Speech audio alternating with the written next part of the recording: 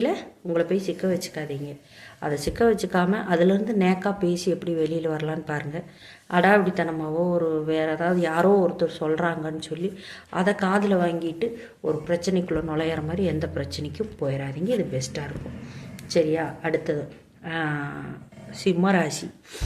சிம்மராசி அது ஆணாக இருந்தாலும் சரி பெண்ணாக இருந்தாலும் சரி 2 பேத்துக்கு வேறு மாதிரி வேலை செய்யும். சிம்மராசி பெண்ணாக இருந்துட்டாக்கா அவங்களுக்கு வீடு வாசல் இடம் தடம்னு எல்லாம் தானே அமையும். அது அவங்களுடைய புத்திசாலித்தனமும் சில சமயம் இதை பற்றியும் அவங்களுக்கு அந்த டைமில் வேலை செஞ்சு அவங்களுக்கு தேவையானதை இழுத்து வச்சுக்கும். சரிங்களா? ஆனால் அது எவ்வளோ வந்தாலும் அந்த பொம்பளைகளுக்கு திருப்தின்னு ஒன்று இருக்காது. சிம்மராசிக்கு இன்னும் வேணும்னு நினைப்பாங்க. தயவு செய்து எல்லா விஷயத்துலையும் திருப்திப்பட பழகிக்கிங்க.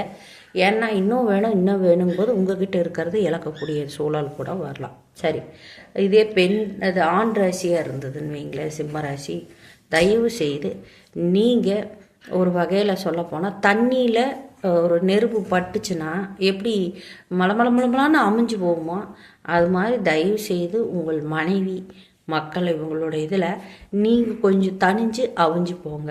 உங்களுக்கு எல்லாம் தெரியும், நம்மளோட ஆளுமைக்கு கீழே தான் எல்லாம் இருக்கணும் அப்படின்னு சொல்லி நீங்கள் நிறைய திட்டமெல்லாம் வகுக்கிறீங்க. அந்த திட்டம் தொழிலுக்கோ அல்லது உங்களுடைய வளர்ச்சிக்கோ வகுத்தா நல்லாயிருக்கும்.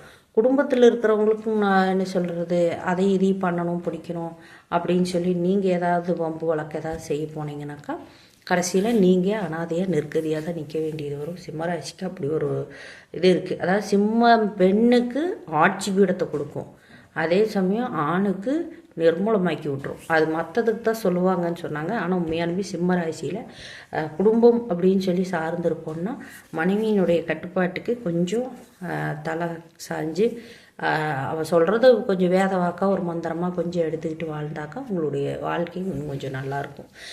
என்ன சொல்கிற, ஒருத்தரை நம்பி ஏமாறுறதுக்குன்னு சொல்கிறது இல்லை, உங்களுக்கு 2 பேர்த்துக்குமான அண்டர்ஸ்டாண்டிங் நல்லபடியாக இருக்கணுங்கிறதுக்காக சொல்கிறேன்.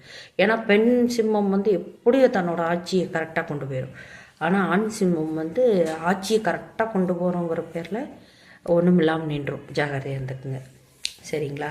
இது லைஃப் லாங் இல்லை, எல்லா ஆண்டுகள்லேயும் எத்தனையோ கிரக பலன்கள் மாறினாலும் உங்களுக்கு சொல்கிறது இது ஒரு இதுதான். சரிங்களா? கன்னிராசி. கன்னிராசி பொதுவாக சொல்லுவாங்க, இருக்கிறது கூட அவுத்து உதறி யாருக்காவது வேணுமான்னு கேட்டு கொடுத்துட்டு வந்துடுவாங்க. அல்லது தான் குடும்பம் நல்லா இருக்கணும், என்னை சுற்றி இருக்கிறவங்க நல்லா இருக்கணும் அப்படின்னு சொல்லி அதிக